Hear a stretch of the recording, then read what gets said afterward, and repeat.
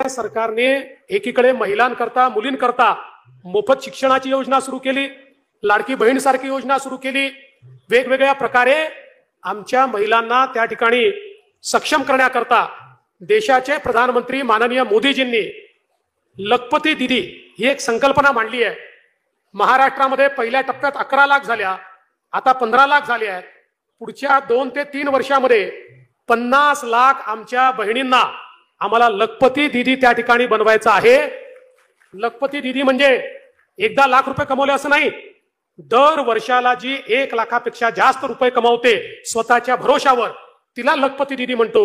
अशा प्रकारच्या अनेक लखपती दीदी आपल्याला या ठिकाणी घडवायच्या आहेत आणि म्हणून क्रांती ज्योती सावित्रीबाई फुलेंचं जे जिवंत स्मारक आहे ते म्हणजे एक सक्षम अशा प्रकारचं आमच्याकडच्या महिला, आमच्या मुली या समाजात वावरताना आपल्याला जेव्हा पाहायला मिळतील त्याच वेळी आपण क्रांती ज्योतींचं स्वप्न पूर्ण केलंय असं आपल्याला म्हणता येईल। या देशावर आणि या महाराष्ट्रावर खऱ्या अर्थानं या ठिकाणी महात्मा ज्योतिबा फुले आणि क्रांती ज्योती सावित्रीबाई फुले यांचे जे उपकार आहेत हे आपण कधी विसरू शकत नाही।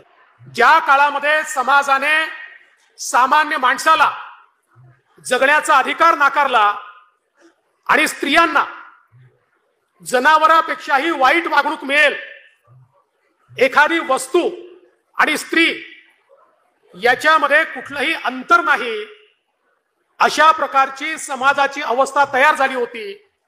समाज रसातळाला चालला होता, हा समाज संपला असता अशा अवस्थेमध्ये समाज होता।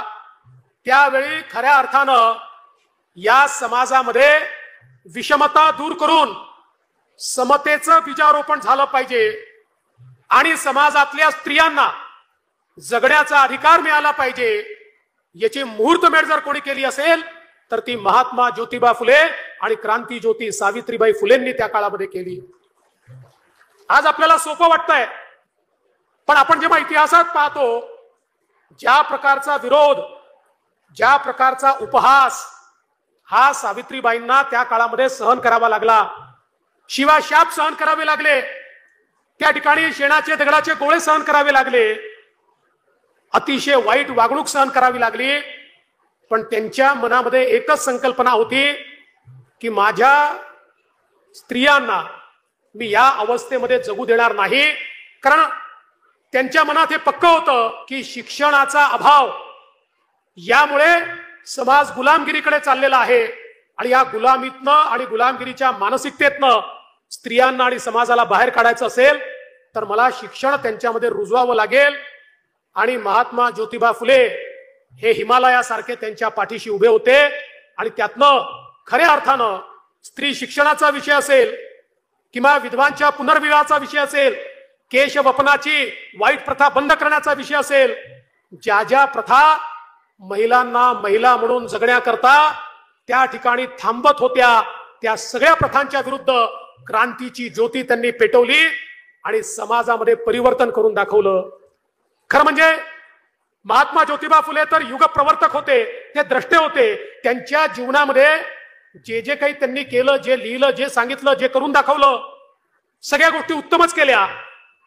पण हे सगळं करत असताना एक गोष्ट जी त्यांच्याकडनं शिकण्यासारखी आहे, ज्यावेळी त्यांना विचारलं की आपण सावित्रीबाईंच्या मागे उभा होतात म्हणून सावित्रीबाई हे करू शकल्यात, त्यावेळी महात्मा ज्योतिबा फुले म्हणाले हे खरं नाही आहे। अनेक चळवळी अशा आहेत की ज्या चळवळींमध्ये सावित्रीबाई माझ्या पुढे होत्या, त्यांच्या पाठीशी मी होतो, त्यांच्यामुळे त्या चळवळी मी करू शकलो, किंबहुना माझंही नेतृत्व त्या चळवळींमध्ये हे सावित्रीबाईंनी केलं हे सांगण्याचं धारिष्ट देखील महात्मा ज्योतिबा फुलेंमध्ये होतं।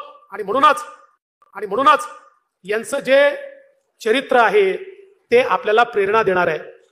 आज खरं म्हणजे कोणीही एका भाषणामध्ये, एका कार्यक्रमामध्ये त्यांनी केलेल्या कार्याचा गौरव करू शकत नाही, पण जी थोर माणसं असतात, जी युगप्रवर्तक असतात, त्यांचं कार्य कधी संपत नसतं। ते त्या त्या काळानुसार ते कार्य लोकांमध्ये रुजवत राहायचं असतं।